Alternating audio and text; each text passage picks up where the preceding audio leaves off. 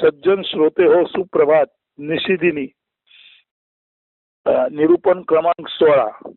प्रामाणिक विश्वस्त माणसाचे दैवी जीवन. प्रामाणिक विश्वस्त माणसाचे दैवी जीवन.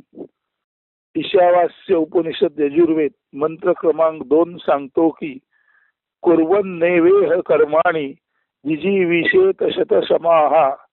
कुर्वन्नेवेह कर्माणि जिजीविषेत शतसमाः. एवं त्वयि तान्यथेतोस्ति न कर्म लिप्यते नरे. एवं त्वयि तान्यथेतोस्ति न कर्म लिप्यते नरे. कुर्वन्नेवेह कर्माणि जिजीविषेत शतसमाः.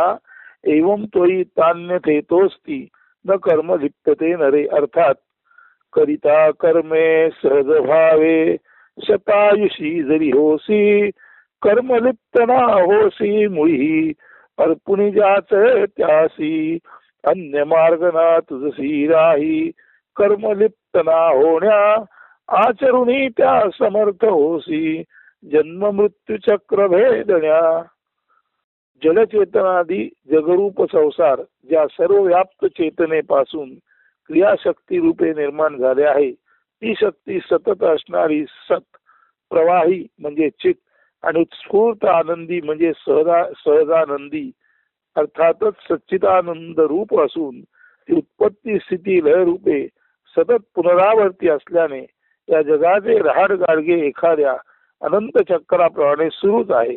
अशा या अनादि अनंत जगरूप अनंत चक्राची जीव जगत ईश्वर म्हणजे कीडमुंगी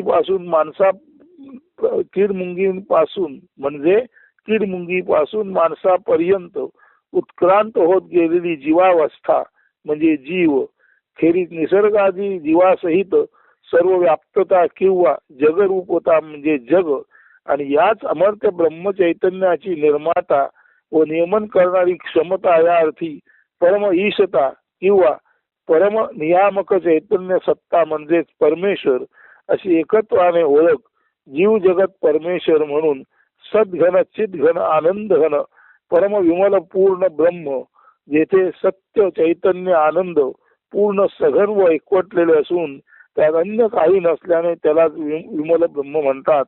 अशा या सच्चिदानंद स्वरूप परम विमल पूर्ण ब्रह्माच्या अंतर्गत सर्वश्रेष्ठ उपज संतती म्हणजे माणूस त्याने तेन तक्तेन भुंजिता अर्थात त्यागपूर्वक भोग घेतल्यास या ईश्वर रूप जगप्रसादातील भोगाचा वाटा प्रथम सर्वांना कीड मुंगी पशु पक्षी प्राणी गुरे वासरे आबाल वृद्ध स्त्री पुरुष अक्षम अपंग किंवा दिव्यांग यांना त्यांचा पुरेसा भाग देऊन जे उर्वरित त्यातील अत्यंत जीवधारणे पुरतेच आवश्यक असे स्वतः स्वीकारल्यास किंवा अल्पसंतुष्टता दाखवल्यास आणि आपला वाटाही ईश्वरी प्रसाद या कृतज्ञ भावाने स्वीकारल्यास असा हा माणूसच या दिव्य देव संसाराचे नीट जतन संरक्षण करून खरेखुरे प्रामाणिक विश्वस्ताचे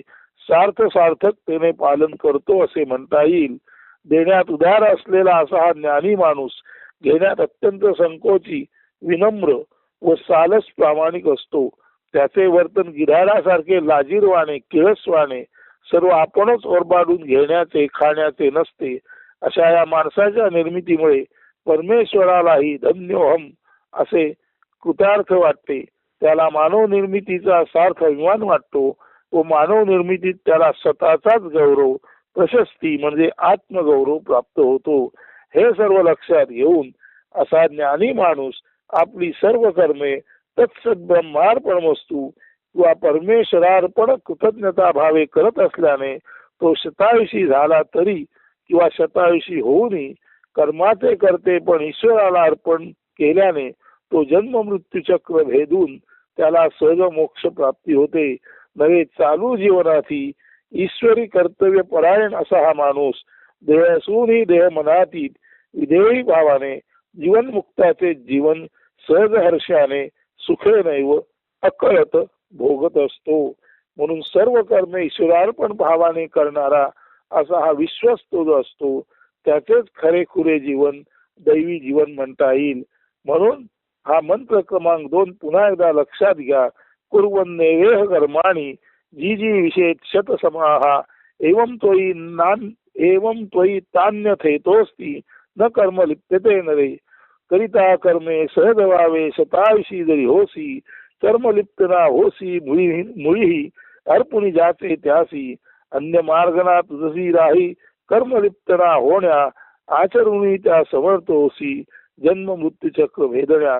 म्हणून हे विश्वस्त माणसा, हे प्रामाणिक विश्वस्त माणसा, सर्व काही देऊन मग जर थोडाफार आपला हवीरभाग तू घेतलास तर तू देणारा होशील, घेणारा नसशील.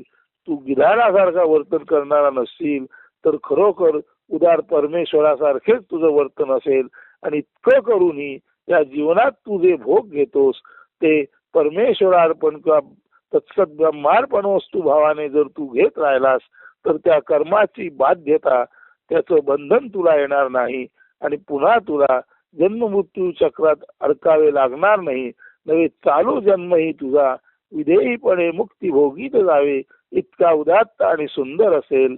हे आजच्या प्रामाणिक विश्वस्त माणसाचे दैवी जीवन या निरूपणातून सज्जन श्रोते हो आपल्या ध्यानात आले असेल. जर ध्यानात आले असेल तर ते ध्यानातील चिंतनात आणि चिंतनातील मनबुद्धी हृदयात जर तुम्ही दृढ केलेत आणि ही ज्ञान धारण करण्याची अत्युच्च धृती, ही क्षमता तुम्ही जीवनात पैदासलीत, जोपासलीत आणि बाळगलीत तर तुम्ही सुद्धा खऱ्या अर्थाने या दैवी जीवनातील दैवी विश्वस्त माणसाचा ज्ञानानंद, जीवनानंद आणि मोक्षानंद याच क्षणी कायमस्वरूपी अनुभवू शकाल. धन्यवाद. अस्तु. सुप्रभात. सुदिन.